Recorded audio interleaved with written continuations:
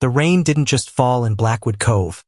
It seemed to leak directly out of the sky like a persistent, gray grief. I arrived at the gates of the Thorne estate on a Tuesday, carrying nothing but a cardboard box of my belongings and a heavy iron key that felt too cold for the summer heat. My name is Julian, or at least that's the name on the deed I was holding. I had never met Great-Aunt Margaret, but her death had left me this sprawling, decaying Victorian house perched on the edge of a jagged cliff. The house was a skeletal thing, all sharp angles and rotting wood. Inside, the air tasted of dust and salt. It was the kind of silence that didn't just mean a lack of noise. It felt like the house was holding its breath, waiting for me to make a mistake. I spent the first few days in a haze of cleaning. I found old photographs of people with their eyes scratched out and clocks that all stopped at exactly 3:14 a.m. But it wasn't until I climbed into the crawl space above the third-floor landing that I found it. Tucked behind a loose brick was a leather-bound journal. The leather was supple, almost like skin, and it bore no name on the cover. When I opened it, the handwriting was elegant, frantic, and disturbingly familiar. June 12th. They are looking at me again. Not with their eyes, but with the spaces where their eyes should be. I am not supposed to be here. I am the glitch in the architecture. I laughed at first. A previous tenant's attempt at a Gothic novel, perhaps? But as I flipped through the pages, my heart stuttered. The writer described this house, not as it was now, but as it was 70 years ago. They described the exact creak in the floorboard outside my bedroom. They described the way the light hits the stained glass in the parlor to create a shadow that looks like a kneeling man. The writer's name was Leo. The next morning, I drove into the village to grab supplies. At the local archive, I asked the elderly librarian about Leo Thorne. "There's no Leo Thorne," she said, her voice like dry leaves. "Margaret Thorne lived alone for 50 years. Before her, it was her father, Thomas. No brothers, no sons, no Leo." "Are you sure?" I asked, showing her a photocopy of a page from the journal. "Maybe a cousin? A ward?" She didn't even look at the paper. She looked through me. "Young man, I've lived in this cove my whole life. There has never been a Leo in that house. Some things aren't meant to be found because they were never lost. They simply don't exist." I went back to the house, the journal burning a hole in my bag. That night, the retention loop began. I heard footsteps above me, heavy, rhythmic, and purposeful. When I ran upstairs, the hallway was empty, but the air smelled of ozone and old paper. I opened the journal to the latest entry I had read. July 4th. The boy is here. He's moving my things. He thinks he's cleaning, but he's just erasing. He doesn't realize that every time he sweeps the dust, he's sweeping away my skin. I can see him through the floorboards. He looks like me, but hollow. My breath hitched. The entry was dated today, but the ink looked decades old. I looked down at my hands. They were trembling. I am Julian. I am real. I have a birth certificate. I have memories. But then I realized something that made the blood turn to ice in my veins. I couldn't remember the face of my mother. I knew her name. I knew she was kind. But when I tried to conjure her image, I saw only a gray blur, like a photo left out in the rain. I ran to the bathroom and splashed cold water on my face. I looked into the mirror, expecting to see my reflection. I saw the bathroom. I saw the shower curtain. I saw the medicine cabinet. But the space where I should have been was empty. The water was still dripping from a phantom chin, splashing into the sink, but there was no Julian in the glass. I am a ghost in my own life. The mirror was the first proof, but the journal was the map. I spent the next 3 days barricaded in the study, the heavy oak door locked and bolted. Outside, the house seemed to be reorganizing itself. I would hear the sound of walls sliding, the grinding of stone against stone, and when I opened the door to use the restroom, the hallway would be longer, the doors rearranged. I went back to the journal. My eyes were bloodshot, the lack of sleep turning the world into a jagged, hyper-real nightmare. August 14th. The boy, Julian, is losing his edges. I saw him in the kitchen today. He tried to pick up a glass, and his fingers passed right through it. He looked so confused. He doesn't understand that this house is a stomach, and we are the meal. It digests our history first. Our names, our faces, then our very souls. I am almost gone. I can no longer remember what my mother looked like. I screamed. It was a raw, animal sound that tore through the silent house. I grabbed a pen and began to write in the margins of the journal. I am real. I am Julian Thorne. I was born in 1995. I have a social security number. As soon as the ink hit the page, it began to fade. It didn't dry. It was absorbed, as if the paper were drinking my identity. I watched in horror as the word Julian vanished, replaced by a single, elegant sentence in Leo's handwriting. It doesn't matter what you were born as.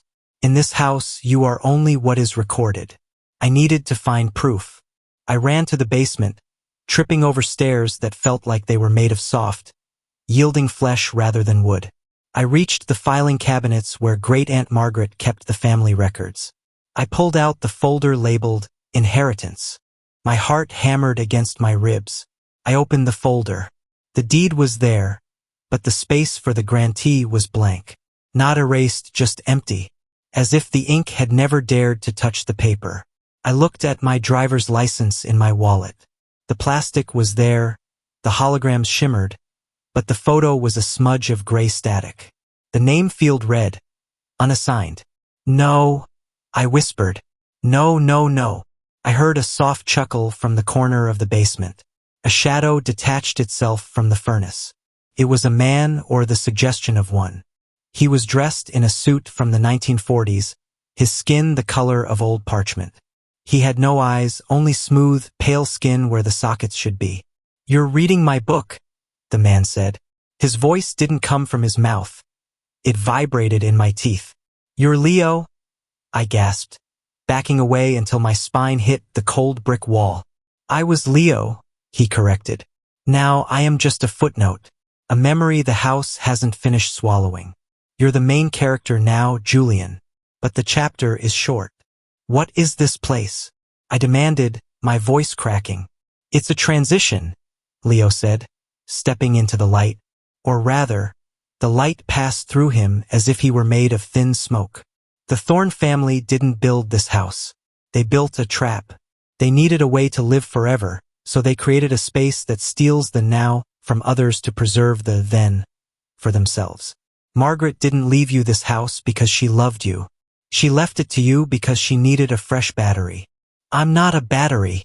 I'm a human being." Leo laughed, a hollow sound like wind in a chimney. "You were. But look at your hands, Julian. Really look at them." I looked down. My hands were becoming translucent. I could see the pipes of the basement through my palms. My fingernails were turning into the same yellowed ivory as the journal pages. "The journal isn't a record of someone who didn't exist," Leo whispered, leaning in close.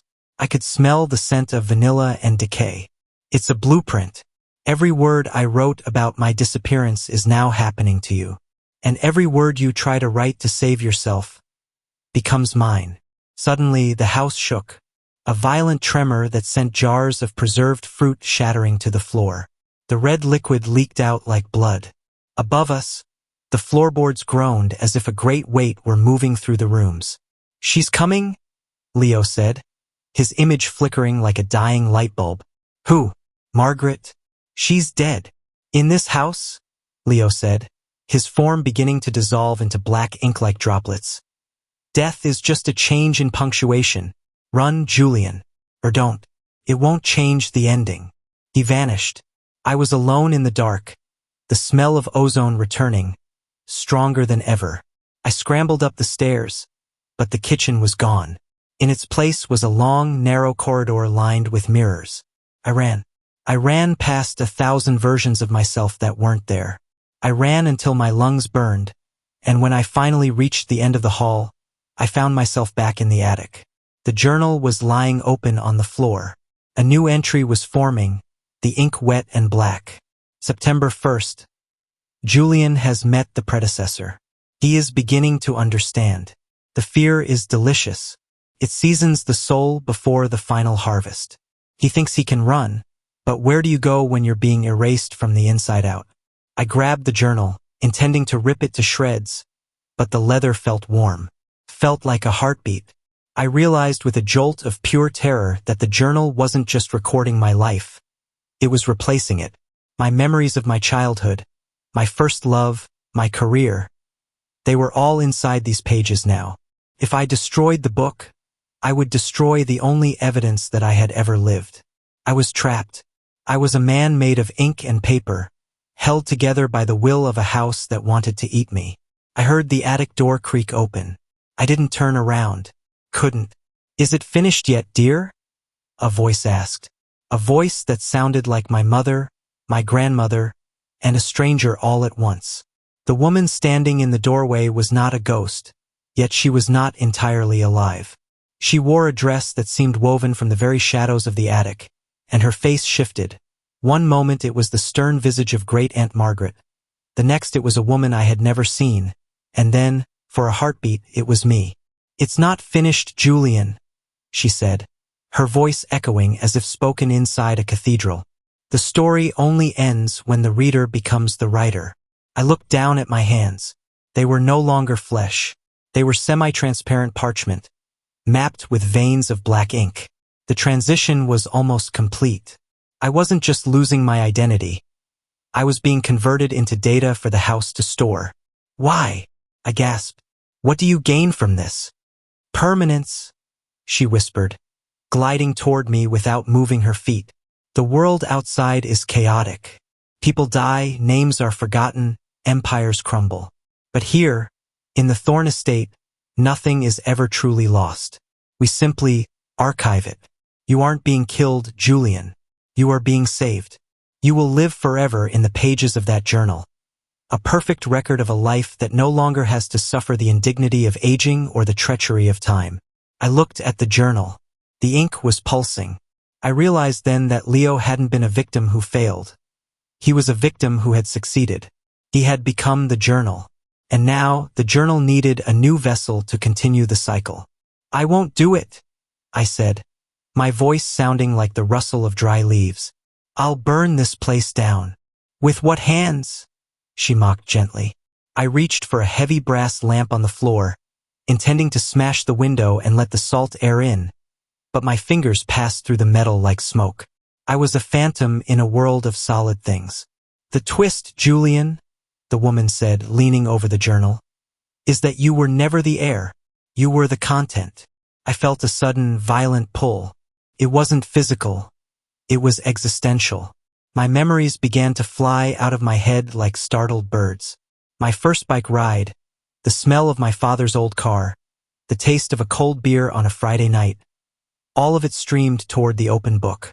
I watched as new pages grew from the binding, filled with the minute details of my 30 years on Earth.